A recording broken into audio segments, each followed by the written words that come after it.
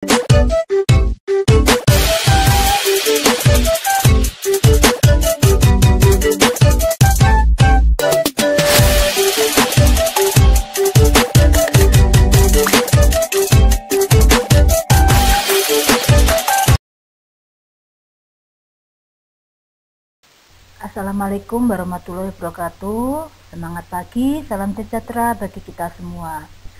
Apa kabar bunda-bunda PAUD yang hebat? Alhamdulillah luar biasa, kita masih diberi kesehatan. Semoga di era pandemi COVID-19 semua bunda-bunda PAUD se-Nusantara senantiasa diberikan kesehatan. Amin. Kali ini dalam kesempatan yang baik, saya akan membahas tentang perencanaan pembelajaran PAUD era pandemi COVID-19 dan penilaian perkembangan anak selama pandemi COVID-19. Tapi, tolong sebelum saya lanjutkan, untuk subscribe dulu. Terima kasih.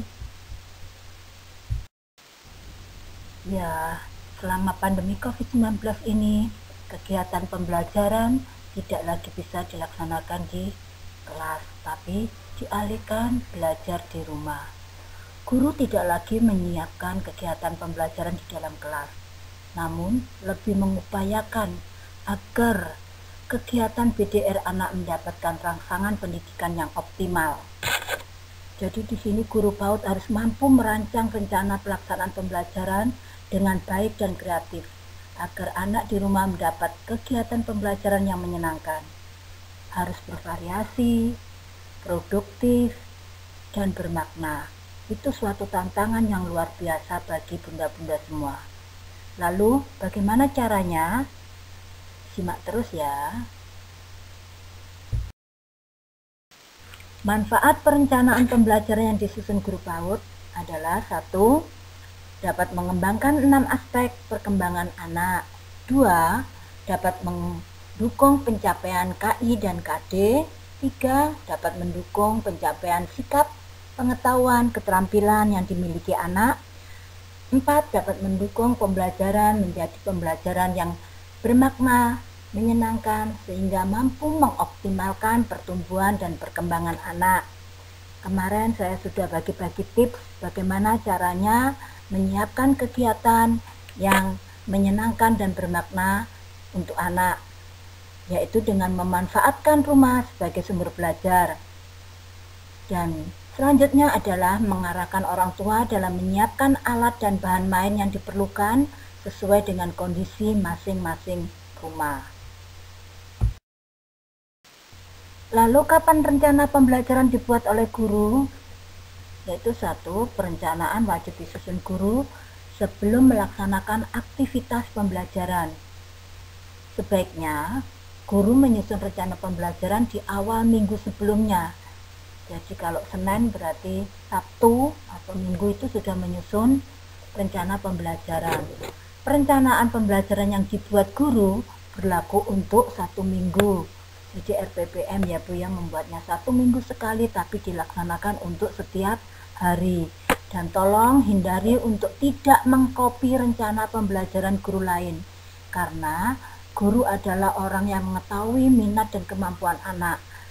Belum tentu RPP yang dibuat oleh orang lain yang kita copy itu sesuai dengan kondisi anak kita, dengan kondisi lingkungan sosial anak kita. Jadi tolong hindari untuk mengcopy rencana pembelajaran guru lain.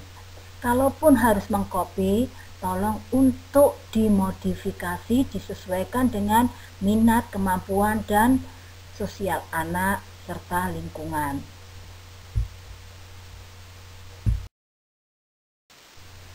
Perencanaan apa yang harus disusun guru PAUD?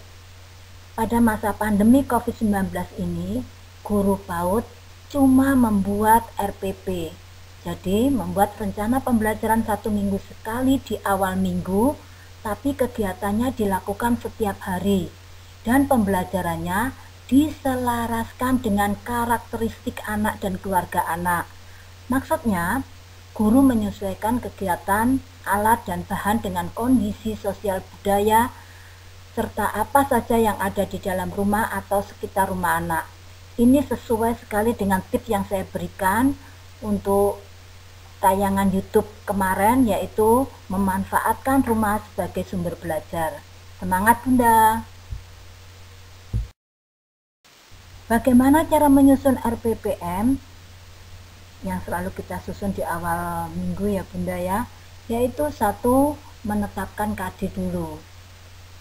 Dari KD yang kita tetapkan itu harus bisa memuat seluruh aspek perkembangan anak, yaitu 6, sosem, fisik motorik, kognitif, bahasa, dan seni. Terus selanjutnya, menuliskan materi pembelajaran untuk setiap KD. Jadi setiap KD-nya, materinya kita tuliskan. Baru kemudian kita susun kegiatan pembelajaran 1 minggu dengan kegiatan yang menarik, menyenangkan, bervariasi, dan membuat anak aktif di rumah. Jadi, supaya anak tidak jenuh, ini tantangan bagi kita semua, harus bisa menciptakan kegiatan yang menarik, bermakna, dan kreatif. Selanjutnya, guru wajib menyampaikan pembelajaran kepada orang tua, sehingga orang tua dapat melaksanakan di rumah dalam mendampingi anak belajar. Jadi ketika kita membuat kegiatan, kita sampaikan ke orang tua dengan redaksi yang baik. Ayah, Bunda, dalam 1 minggu ini kita belajar tentang temanya apa, sebutkan, lalu aspek apa yang akan kita kembangkan, terus kegiatan apa yang akan kita sampaikan, tolong untuk dapat mendampingi anak. Jadi redaksinya disusun yang manis. Selanjutnya, orang tua dapat memilih kegiatan main mana yang harus dimainkan bersama anaknya. Apabila anak tidak tertarik dengan kegiatan yang dirancang guru, maka orang tua boleh mengganti dengan kegiatan lain. Dengan catatan, guru dan orang tua harus mengkomunikasikan terlebih dulu apabila ada perubahan kegiatan. Jadi seperti itu ya Bunda. Lalu bagaimana dengan penilaian perkembangan anak selama pandemi COVID-19? Selama COVID-19, anak belajar dari rumah, tetapi penilaian perkembangan anak harus tetap dilakukan guru. Jadi penilaian harus tetap dilakukan guru, karena kita ingin mengetahui capaian apa yang sudah diperoleh anak. Siapa yang melakukan penilaian? Karena proses kegiatan pembelajaran dilakukan di rumah atau pembelajaran jarak jauh atau belajar dari rumah, maka orang tua membantu guru dalam mengamati pertumbuhan dan perkembangan anak. Orang tua mengamati semua aktivitas yang dilakukan anak, baik itu kegiatan ibadah ataupun aktivitas rutinitas. Lalu difoto, direkam, kemudian dikirim ke guru.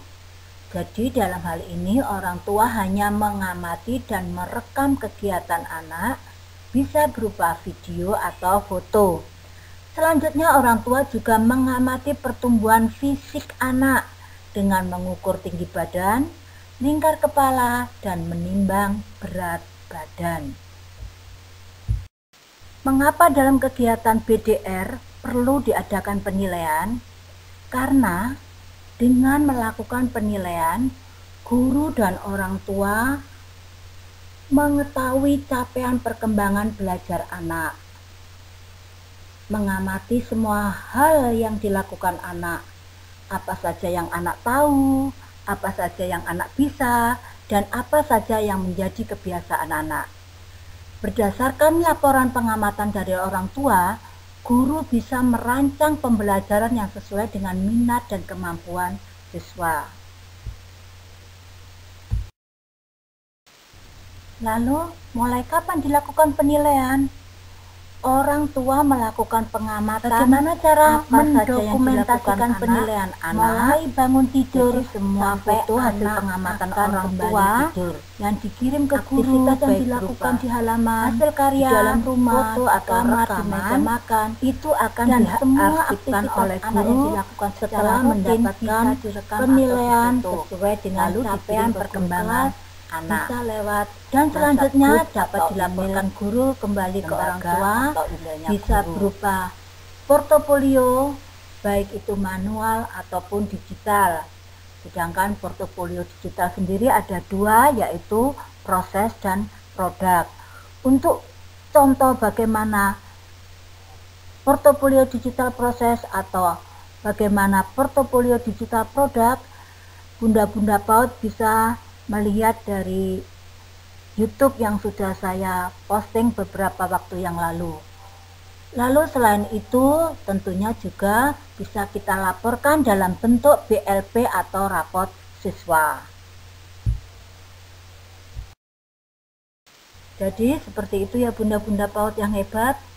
Kita harus mampu menciptakan kegiatan pembelajaran yang menarik, variatif dan produktif. Dan tentu saja kita juga tidak boleh mengabaikan untuk penilaian anak. Kita arsipkan untuk kemudian nantinya dapat kita laporkan ke orang tua sebagai bentuk pertanggungjawaban kita. Tetap semangat untuk bunda-bunda PAUD semuanya. Salam hebat dari saya. Terima kasih.